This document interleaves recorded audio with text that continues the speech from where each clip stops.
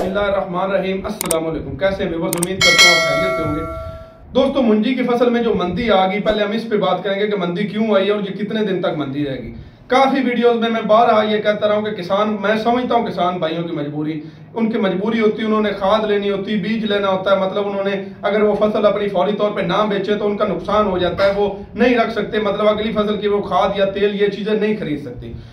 तो मंदी की मेन वजह ये कि मंडियों में रश पड़ गया, इंतहाई रश पड़ गया, मतलब जगह नहीं मिलती, इतनी फसल आ रही। दूसरा एक और मेन बड़ा मसला बन रहा है, वो ये हो रहा है कि जो मंडियों में मतलब मुंजी की तादाद बहुत ज्यादा है। इस वजह से ये होता है कि व्यापारी नखरा करता है, उनको मिल ही जाती है। आप देखें बाजार में हम जाते हैं, अगर तो एक जगह पे एक चीज, अगर एक रेडी में कहीं मैं आपको मिसाल देता हूँ, एक चीज उस पर फ्रूट ही है, एक अगर फ्रूट वाला तो वो रेट हमको ज्यादा बताएगा, कुछ मैं इससे काम मैंने नहीं देना।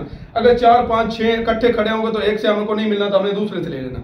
तो जो जिम्मेदार मंडियों में लेके चले जाते हैं अपनी फसल, फिर बात है उनकी मजबूरी, उन्होंने फसल सेल करके वापस आना होता है। तो ये मेरी बार आपसे रिक्वेस्ट है, पहले मैं आपको ये बताता चलूं कि रेट में 200-250 की मंदी, ये कोई इतनी ज्यादा मंदी नहीं, आर्जी मंदी, ये बेहतर हो जाएगा। लेकिन आप अपनी फसल पका के, और अगर मैं बार बार आपको कहता हूं, अगर आपकी 10 एकड़ फसल है और आपको जरूरत है 2 3 4 लाख रुपए की, तो आप 2 एकड़ की फसल सेल कर लें और बाकी जो 8 एकड़ की बचती वो अपने पास महफूज रखें। इस तरह माफिया को लगाम आएगा, ये हमारी फसल एक वहां अपने पास रख के तो इतना ज्यादा मुनाफा कमा लेता है। ये मुनाफा हम खुद अगर कमाएं तो बड़ी अच्छी बात है।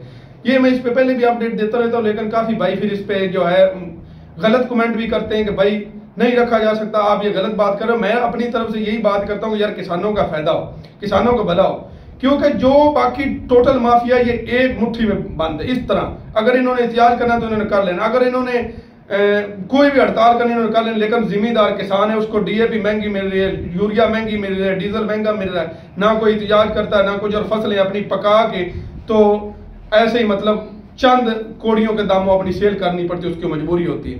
इसके अलावा मुंजी की, मैं मक्की की अगर मैं बात करूं तो मक्की में भी जो मंदी देखी जा रही है वो यही है कि जो पुराना स्टाकिया है वो अपनी मक्की धड़ाधड़ निकाल रहा है। तो इंशाल्लाह मक्की अब जो आगे वाल नजर आ रहा है काम, जो मैंने एक खुशखबरी आपको सुनानी वो ये है कि अगर आप कुछ चंद दिन अपनी मक्की और स्टॉक कर लेते तो ज्यादातर मक्की जो है वो साइलेज में सेल हो रही, साइलेज में धड़ाधड़ किसान भाई सेल करते जा रहे हैं। इस तरह जो है किसान भाई मतलब वो तंग आ गए, क्योंकि ये रेट है अगर 50-70 मन निकले तो 1.5 लाख का एकड़ नहीं होता, और उस पर फिर जो खर्चा होता है वो अलहदा, जो उसकी लेबर होती है हर चीज अलहदा होती। तो इस तरह किसान भाइयों को 1.5 लाख 2 लाख रुपए का एकड़ सेल हो रहा है, तो उस पर खर्चा भी नहीं, उन्होंने उधर से लेबर भी खुद करनी, लेके उन्होंने चले जाना है। तो इसी तरह मक्की के वाले से ये खुशखबरी, अगर इसी तरह मक्की साइलेज में सेल होती रही, जो पिछले भाइयों के पास स्टॉक मक्की पड़ी, जिम्मेदार भाइयों के पास, उसका 10-15 दिन तक रेट बन सकता है। तो थोड़ा जितना आपने हौसला कर लिया, मैं बार बार तो थोड़ा सा और कर ले, इंशाल्लाह इसमें बेहतरी के चांसेस बन रहे हैं और इसमें बेहतरी आएगी। दोस्तों, ये थी आज की वीडियो, उम्मीद करता हूँ वीडियो आपको अच्छी लगी होगी। अगर वीडियो अच्छी लगी तो चैनल को लाजमी सब्सक्राइब करें और बाकी किसान भाइयों के साथ भी शेयर करें ताकि उनका भी फायदा हो सके। इसी के साथ ही मुझे इजाजत दें, हाजिर होऊंगा अगली वीडियो में, तब तक के लिए अपना और अपने चैनल का ख्याल रखिएगा। अल्लाह हाफ़िज़।